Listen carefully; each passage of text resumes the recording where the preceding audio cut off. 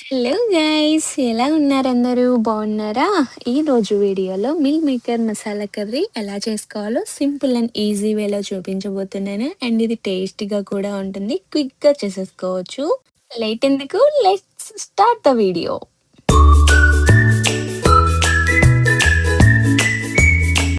Pan heat అయ్యాక oil వేసుకోండి. 1 spoon oil and నేను బటర్ కూడా వేసుకున్నాను. అది కరిగిన తర్వాత హోల్ గరం మసాలాలన్నీ యాడ్ చేసేసుకోవాలి. సో నేను చూపిస్తున్నాను చూడండి. 2 బిర్యానీ ఆకులు, 4 లవంగాలు, 2 యాలకులు, 1 ఇంచ్ చెక్క వేసుకున్నాను. సో అవి బాగా వేగిన తర్వాత పెద్ద సైజ్ ఆనియన్ని కట్ చేసుకొని అది యాడ్ చేసేసుకుంటున్నాను. ఇది ఒకసారి కలుపుకోండి. బాగా కలుపుకున్న తర్వాత పచ్చిమిర్చి, 2 పచ్చిమిర్చిలను కట్ చేసుకొని అవి యాడ్ చేసేసుకోవాలి ఇక్కడ. అవి యాడ్ చేసేసిన తర్వాత సాల్ట్ యాడ్ చేస్తున్నాను 1 స్పూన్ అండ్ హాఫ్ స్పూన్ పసుపు యాడ్ చేస్తున్నాను.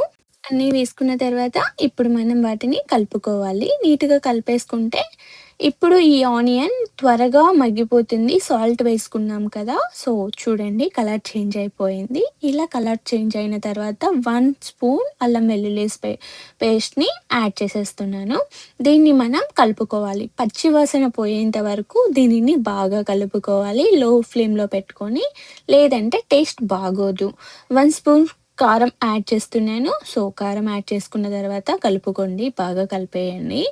ఇది బాగా పచ్చివాసన పోయేదాకా వేయించుకున్నాక హాట్ వాటర్‌లో వేసుకొని మిల్ మేకర్స్‌ని కొద్దిగా ఒక 2 మినిట్స్ నానిన తర్వాత అవి తీసి బాగా గట్టిగా పిండి వాటర్ లేకుండా దీంట్లో యాడ్ చేసుకొని కలుపుకోవాలి. గ్రేవీ అంతా బాగా మిల్ మేకర్స్‌కి పట్టింది తర్వాత వాటర్‌ని యాడ్ చేసుకోవాలి. వాటర్ నేను 300 ఎంఎల్ తీసుకున్నాను. అవి యాడ్ చేసుకున్న తర్వాత బాగా కలుపుకోవాలి.